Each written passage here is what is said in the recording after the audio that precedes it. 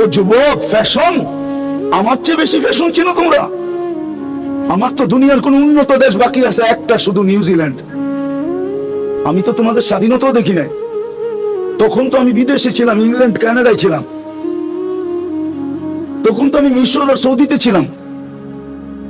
আমি তো আগস্টের 18 তারিখে দেশে আসছি। আগস্টের 18 তারিখে 2-3 দিন ছিলাম, কোরিয়া চলে গেছি। দক্ষিণ কোরিয়া আমি তো গত 22 তারিখে আসছি দক্ষিণ কোরিয়া থেকে। আমাকে ছিলাম ফ্যাশন। সিরা প্যান্ট পরার নাম ফ্যাশন। কি তোমরা পরো না সিরা?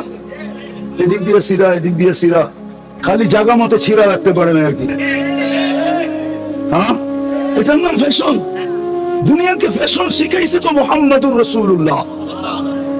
দুনিয়া তো ফ্যাশনই জানতো না। রব্বে কাবার কসম, দুনিয়া জানতো না। স্বামী জানতো না স্ত্রীকে কিভাবে আদর করতে হয়। স্ত্রী জানতো না স্বামীকে কিভাবে কদর করতে হয়। সন্তান জানতো না মা বাবাকে কিভাবে সমীহা করতে হয়। মা বাবা জানতো না সন্তানকে কিভাবে কোলে রাখা বুকে রাখা পালতে হয়। ভাই জানতো না ভাইকে কিভাবে স্নেহ করতে হয়। বোন জানতো না ভাইকে কিভাবে মায়া করতে হয়। রব্বে কাবার কসম, কসম খোদা, দুনিয়া কোনোদিন এটাকে জানতো না।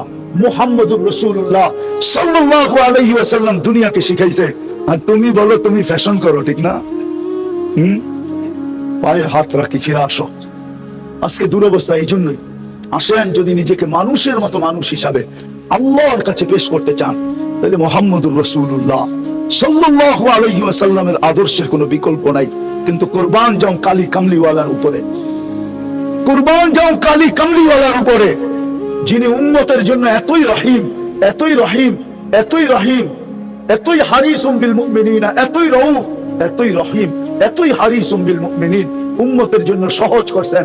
লাউ উমিলা উসরামা উনসিলা বিলা নাজা। এক সময় আসবে তোমরা 10 ভাগও যদি মানো তাহলে তোমরা পার পাওয়া যাবে।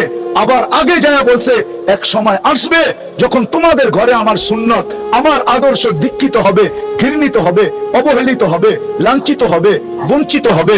আজকে মুসলমানের ঘরে শুধু বলে আমরা রাসূলকে ভালোবাসি। আমি তো একটু আগে প্রমাণ দিলাম, চিৎকার আপনারাও দিয়েন না। এই গতকালকে জুমা গেছে, ঠিক না? একজন আমাকে হুজুর বলো যে আমি 1000 বার দুরূদ পড়ছি।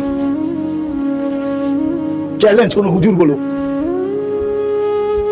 বলেন 1000 বার দুরূদ পড়ছেন। 1000 বাদ দিলাম 500 বার পড়ছেন। 500 বাদ দিলাম 200 বার পড়ছেন। 200 বাদ দিলাম 100 বার পড়ছেন। কোন যুবক বলে গতকালকে আমি 10 বার যুবক দুরূদ পড়ছি, 10 বার। 2-4 জন, এটা কি ভালো?